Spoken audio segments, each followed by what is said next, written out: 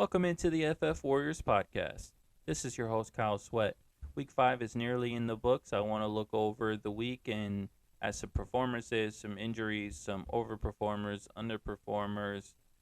Just really give my thoughts on some teams and players that have played well in our league for the first 5 weeks. I think right now we're starting to see who people really are, the pretenders, the contenders, the players that are studs, players that are duds, and everything's starting to really come into focus now. So let's start it off. I want to look at some injuries. First, Rashad Penny is the main one, reported as a fractured tibia. He's probably going to be out for the rest of the year, if not most of the year. Tyreek Hill injured his foot, seen in a walking boot, not considered serious as of now. James Conner had a rib injury, left the game. Also, Darrell Williams also left the game injured, so they currently only have Eno Benjamin. Baker Mayfield injured his ankle, will have an MRI, was seen in a walking boot after the game. Chris Olave, concussion, left in the third quarter. Pat Fryermuth also had a concussion, left the game. Damian Harris had a hamstring injury and left the game. Dalton Schultz had a knee injury and left the game. Those are main injuries from week 5. Moving on to the games, I'm starting with the Thursday night game. I'm not going to go over every game, just kind of, took away some key questions or notices from the game that I wanted to look out and talk about. Alec Pierce, to start out, I think is on his way for a breakout. He had 9 targets in week 5, which was one more than Pittman. Ryan seemed to really trust him in key moments. He's had about a 50% snap share and continues to increase, 59% this past week. I would say he's a flex play. He does have potential wide receiver 2 value going forward. The New York Giants have shown a lot of grit. They are 4-1 so far. They just beat the Green Bay Packers. And considering that their passing game is nearly non-existent, it's very impressive to show that they've continued to find ways to win the game, considering that they have a severe lack of talent on offense. Saquon is the MVP of the season for them. He may finish as RB1 overall in fantasy if healthy. Daniel Bellinger may become a sleeper option at tight end. He was somebody that continued to show up. He caught a touchdown, and I think that Daniel Jones is going to continue to look at him as a security blanket as they continue to gain confidence with each other. Darius Slayton kind of showed up this week.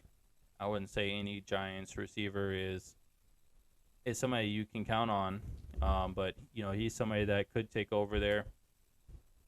Kenny Pickett had his debut, 52 attempts in the debut, which was a very high passing volume.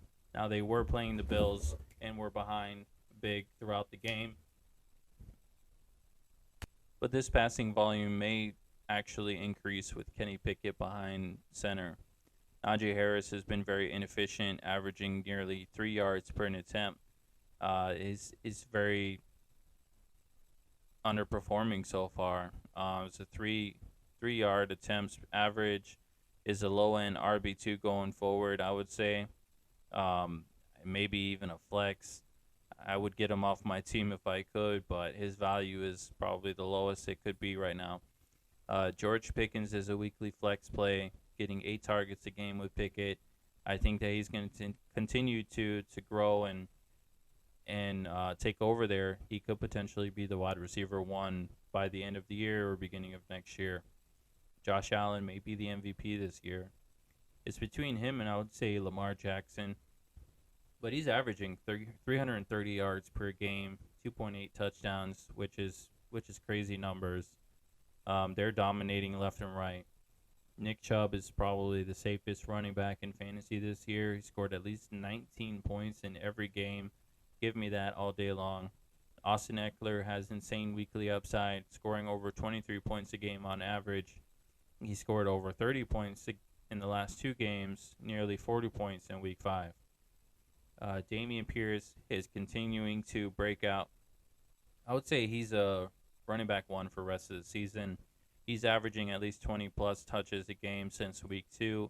He had 31 touches in week 5, which is crazy elite volume, workhorse volume. You don't find that very often these days. And the Texans' passing game is severely lacking. Davis Mills only had 140 yards in week 5. So that offense is definitely going through Dameon Pierce. Jaguars running back committee is getting murky. The last 2 weeks, Travis Etienne and James Robinson have had about a 50-50 split. James Robinson has cooled off since week 3. I would view both players as low flex plays or low end RB2s. And Dalvin Cook bounces back, which was great to see. He had 18 attempts, 94 yards, 2 touchdowns, 2 targets, 2 receptions, 27 yards. That was a great bounce back game. This is the player that we thought we were drafting in the first round, so I hope that he continues to keep that up. Now he's continued to have volume ever since week 1. He's had workhorse volume, but just hasn't gotten the points. Passing game is definitely funneling through Justin Jefferson. He had 13 targets in week 5, which was as many as all other Vikings wide receivers combined. Chicago's offense continues to struggle. Only 21 attempts by Fields. No Chicago wide receiver, I would say, is rosterable at this point. Darnell Mooney, he's gotten some points here recently, but not even really flex worthy. Ramondre Stevenson breakouts coming. He had a major game this past week 5. Damian Harris left with injury. He had 25 attempts, 161 yards, 2 targets, 2 receptions, 14 yards. He's definitely going to continue to take over that backfield. He gets passing game work, 3-down skill set. I would say that Stevenson is definitely an RB2 going forward, even if Harris comes back. It's just a hamstring injury, so shouldn't be back or shouldn't be out that long. But it's Ramondre Stevenson going forward. Jakobi Meyers is a clear wide receiver 1 for New England. He had 7 receptions on 8 targets, 111 yards, and a touchdown. He averages 9 targets in games that he plays. I know that they're dealing with Bailey Zappi at quarterback, but as you can see, still producing. Jakobi Meyers is a guy that you want in New England. And they also shut down the top scoring offense in the Lions this past week. That's how they're going to try to win football games. They're going to run the ball, play good defense, and complete short passes to Jakobi Meyers and probably Hunter Henry. Geno Smith and the Seahawks, but mainly Geno Smith. He has definitely impressed. I definitely did not think that he would perform the way that he has. He is for real. He has a 9-2 touchdown interception ratio this year, 75% completion rate. That passing game is actually pretty prolific. Both DK and Tyler Lockett have been fantasy viable and are wide receiver 2 options with upside. Kenneth Walker is primed for success with Rashad Penny being injured. He's averaging 6.3 yards per attempt this year. I would look at him to explode with this higher production or higher volume going forward. Alvin Kamara bounces back in week 5, 23 attempts, 103 yards, 6 targets, 6 receptions, 91 yards. That's the kind of performance that we want to see. No touchdowns, so would have been even better if he had some touchdowns, but he's looked healthier coming back from the rib injury. So Alvin Kamara is a running back 1 going forward. Taysom Hill is a cheat code at tight end. Had no receptions, no targets. He threw a pass for 22 yards and a touchdown. He had 9 attempts on the ground, 112 yards, and 3 touchdowns. And that's at your tight end spot. Over 30 points. Number 1 tight end scorer on the week so far. And he's basically a dual threat quarterback in your tight end spot. That's definitely a cheat code. Chris Olave, I would say he is the wide receiver 1 for the Saints going forward. He's going to take over for Michael Thomas. He's He's very athletic. He's fast. He can run all the routes. He has good hands. He has chemistry with Jameis Winston, and he's healthy. Besides the concussion, he'll probably be back from that within a week. But look out, Chris Olave is going to break out. Raheem Mostert has completely taken over the Miami Dolphins backfield. He had 18 attempts to 1 for Edmonds. He had 113 yards with a touchdown, 3 targets and a reception for 9 yards. I mean, completely taken over the backfield. Even Myles Gaskin had 9 touches, and Chase Edmonds only had 1. Teddy Bridgewater got hurt in the game. They went down to their third-string quarterback in the game, starting a 7th-round rookie quarterback. Breece Hall breakout, 18 attempts, 97 yards, 1 touchdown, 2 receptions on 2 targets for 100 yards. He's definitely taken over the backfield there like I thought he might here soon. Michael Carter still involved, had 12 touches and 2 touchdowns. But this is Breece Hall's backfield going forward. He's very explosive, and he has a 3-down skill set. That's a guy that you want to trade for. It's going to be hard to trade for him now after this Week 5 game, but if you have him, then you're feeling great, and he's probably only going to continue to get better. The Bucs offense is heating up, getting back on track with healthier wide receivers. Brady was looking good out there. Offensive line played pretty decent considering the injuries. Fournette blows up, took over the game, 25 touches overall, 139 yards and 2 touchdowns. He had 11 targets on the day, which was a career high. The offense was definitely going through Fournette this week. Cade Otton also really showed up. He's a potential sleeper. 7 targets, 6 receptions, 43 yards. That's something that Brady's definitely been missing with Rob Gronkowski retired. He'll probably continue to get more involved, possibly even in the red zone. So that's a sleeper for tight end. Derrick Henry is back after a slow start. He had 28 attempts for 102 yards, 2 touchdowns, 2 receptions on 2 targets for 30 yards. He scored at least 26 points in the last 3 weeks. So Derrick Henry's he's showing up as the guy that we remembered. Looks like that injury from last year is not really bothering him anymore. Washington's running back by committee is very untrustworthy right now. We need further clarity on this backfield. All 3 running backs got 7 touches or more in Week 5. I wouldn't say any of them are really startable right now. I know Brian Robinson is expected to take over at least the early down and goal line work, but Gibson was still involved. I mean, it was only the first game, but I would say all of these running backs until we get further clarification. It does seem like Brian Robinson will be the guy to own, and McKissick will be usable in PPR formats, but very untrustworthy right now. 49ers passing offense is struggling heavily. George Kittle has scored less than 7 points in every game this season. Ayuk is wide receiver 47 through 5 weeks. And Deebo Samuel he's had his blow-up performance, but he hasn't been exactly the guy that we remembered from last year. So the running game is keeping the 49ers afloat as well as their defense. But the passing game has been lacking. Christian McCaffrey is the only viable fantasy asset in Carolina. He's averaging 20 points a game. It's definitely good to see considering that we have barely seen him the past 2 years. So the people that did draft him are happy. I'm one of those people in a couple of leagues. He's not exactly putting up, 30 points per game, Christian McCaffrey level like we used to, but give me 20 points a game all day. But he's the only guy that you can really start comfortably on this team.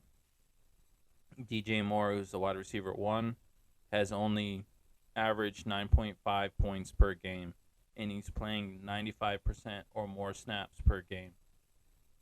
I mean, nobody else is even doing anything close to that. So that Carolina offense and team overall is not really looking that great. Matt Rule might be on the hot seat. Well, he's definitely on the hot seat, but he might be out of a job here very soon.